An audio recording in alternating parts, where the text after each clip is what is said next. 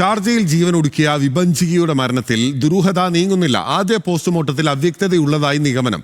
ഷാർജയിൽ പോസ്റ്റ്മോർട്ടം നടത്തിയ ഡോക്ടർമാരുള്ള മൊഴിയെടുക്കാനും നീക്കമുണ്ട്. പോസ്റ്റ്മോർട്ടം വിവരങ്ങൾ എംബസിയെ അറിയിക്കും. നാട്ടിലെത്തിച്ച മൃതദേഹത്തിൽ ആന്തരിക അവയവങ്ങൾ പലതും നീക്കം ചെയ്തിട്ടുള്ളതായാണ് സൂചന. വിവരങ്ങളുമായി ഷമീർ അബ്ദുള്ളാണ് നമുക്കൊപ്പം ചേരുന്നത്. ഷമീർ, വളരെ പ്രധാനപ്പെട്ട വിവരങ്ങളാണ് പുറത്തു വരുന്നത്. ഈ ആന്തരിക അവയവങ്ങൾ നീക്കം ചെയ്തു എന്ന് പറയുമ്പോൾ അതിൽ ഒരു ദുരൂഹതയില്ലേ? എന്താണ് വിവരങ്ങൾ?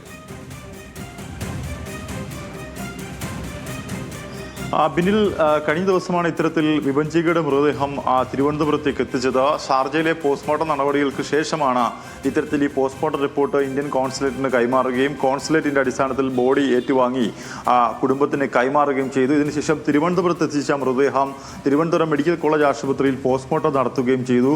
ഈ പോസ്റ്റ്മോർട്ടം നടപടിക്കിടയിലാണ് ഇത്തരത്തിൽ ചില സൂചനകൾ പോസ്റ്റ്മോർട്ടത്തിൽ നിന്ന് നമുക്ക് ലഭ്യമാകുന്നത്. അതായത് മൃതദേഹത്തിന്റെ ബ്രെയിൻ അതുപോലെ മറ്റു ചില അവയവങ്ങൾ നീക്കം ചെയ്തതായി കണ്ടെത്തിയിട്ടുള്ള സൂചന നമുക്ക് അവിടെ നിന്ന് ലഭിക്കുന്നുണ്ട്. എന്തായാലും പ്രിലിമിനറി ആയിട്ടുള്ള റിപ്പോർട്ടാണ്.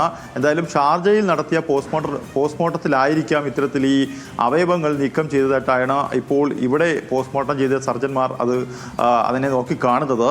എന്തായാലും ഇതുമായി ബന്ധപ്പെട്ട് ഷാർജയിലെ ആശുപത്രി അധികൃതരുമായി ഇവിടുത്തെ അന്വേഷണ ഉദ്യോഗസ്ഥർ സംസാരിക്കും. എംബസിയെ ഇതുമായി ബന്ധപ്പെട്ടുള്ള വിവരങ്ങൾ അറിയിക്കും. എന്തായാലും എംബസിയാണ് ഇതിൽ ഒരു തീരുമാനം എത്തേണ്ടത്. നിലവിൽ ഇപ്പോൾ ഈ പോസ്റ്റ്മോർട്ടം ബന്ധപ്പെട്ടുള്ള പ്രിലിമിനറി റിപ്പോർട്ടാണ് ഉള്ളത്. ഇതിൻ്റെ വിശദമായ റിപ്പോർട്ട് വരും ദിവസങ്ങളിൽ വരുന്നതോടുകൂടി എന്തൊക്കെ ദുരൂഹതകൾ ഇതിലുണ്ട് എന്നുള്ള കാര്യത്തിൽ വ്യക്തമായ വിവരം വിശദമായ റിപ്പോർട്ട് പോസ്റ്റ്മോർട്ടം റിപ്പോർട്ടിൽ ഉണ്ടാകും. എന്തായാലും ഈ കേസിലെ പ്രധാനപ്പെട്ട ഒന്നാം പ്രതിയായി പ്രതി ചേർത്തിരിക്കുന്നത് വിഭജികയുടെ ഭർത്താവ് നിതീഷിനെയാണ്.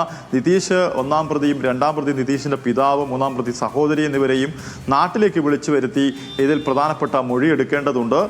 ആ നടപടിക്രമങ്ങളും വരും ദിവസം ഉണ്ടാകും. എന്തായാലും വിശദമായ പോസ്റ്റ്മോർട്ടം റിപ്പോർട്ട് എത്തുന്നതോടുകൂടി ഇതിലെ ദുരൂഹത നീക്കാൻ കഴിയും. അല്ലെങ്കിൽ ഏത് സാഹചര്യത്തിലാണ് ഈ പെൺകുട്ടി കൊല്ലപ്പെട്ടത് അല്ലെങ്കിൽ ആത്മഹത്യ ചെയ്തത് തുടങ്ങിയ വിവരങ്ങളിൽ ഒരു വ്യക്തത വരുത്താനേ അന്വേഷണ സംഘത്തിന് കഴിയൂ. ഇപ്പോൾ അന്വേഷണ സംഘത്തിന്റെ കയ്യിലുള്ളത് ഡിജിറ്റൽ തെളിവുകൾ മാത്രമാണ്. ആ തെളിവിന്റെ അടിസ്ഥാനത്തിലാണ് ഇത്തരത്തിൽ നിതീഷിനെതിരെ കുടുംബാംഗങ്ങൾക്കെതിരെയും കേസ് എടുത്തിട്ടുള്ളത്. ബിനിൽ, ഓക്കെ, വ്യക്തമാണ്. ഷമീർ അബ്ദുള്ളാണ് വിവരങ്ങൾ നൽകിയത്.